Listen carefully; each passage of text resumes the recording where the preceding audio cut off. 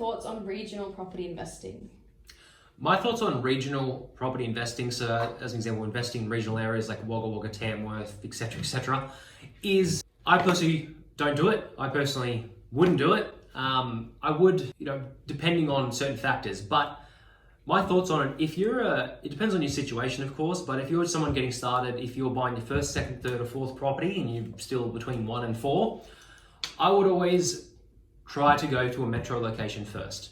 And to me, it makes logical sense to look at where is the value in terms of which area am I buying in, how big is the area, how big is the population, how much infrastructure is in there, how many people live in the area, how many jobs, businesses, and how much stuff is actually going on in the area. So if we were to take as an example, let's say that person, hypothetically, that we're talking about has a budget of 400,000, their max borrowing capacity is 400K, and they're going to buy a property for, let's say, 300 to 400.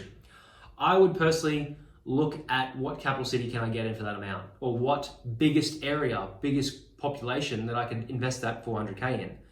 Because I'd rather spend 300 or 400K or whatever the borrowing capacity is in the biggest location compared to a location that has only 50,000, 100,000, 200,000, 500,000 people, such as a regional town. So if we're going to spend the same amount of money, why not go to the bigger location?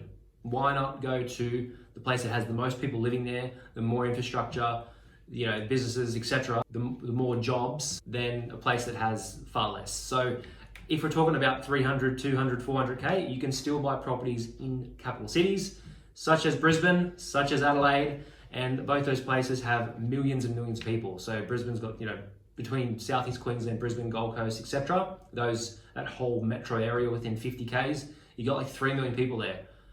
I'd much rather buy a house for 300 or 400 there compared to buying a house out 4 hours away from Sydney, or 4 hours away or 3 hours away from Melbourne.